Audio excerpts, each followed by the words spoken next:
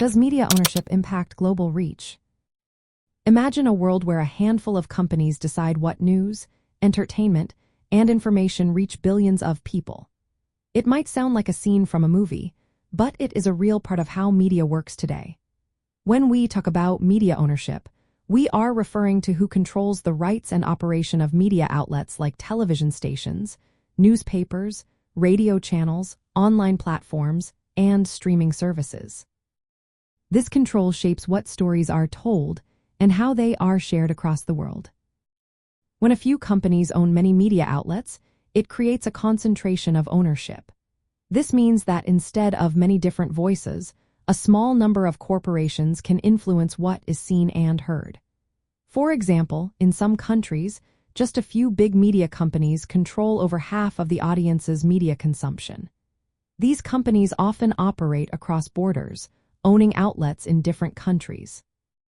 This cross-border ownership helps them spread their influence and shape global conversations. Large media companies benefit from economies of scale. They can produce and distribute content more cheaply and reach larger audiences faster than smaller outlets. This helps them expand their reach worldwide.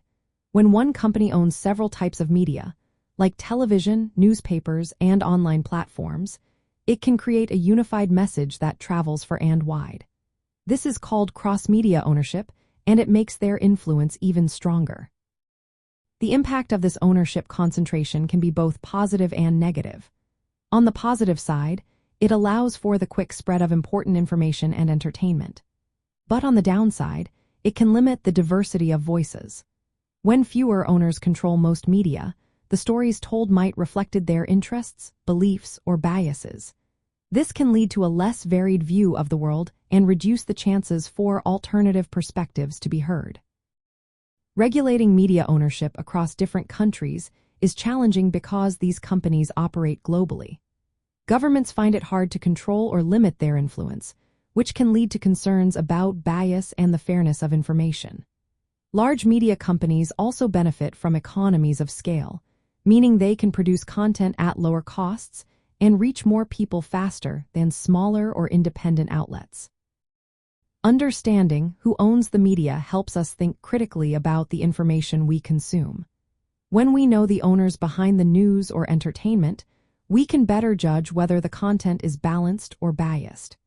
It encourages us to seek out different sources, including independent and international outlets, to get a fuller picture of what is happening around the world.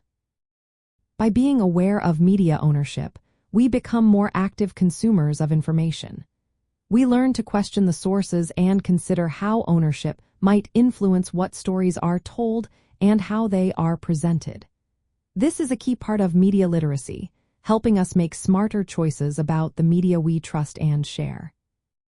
In the end, media ownership plays a big role in shaping what reaches us globally.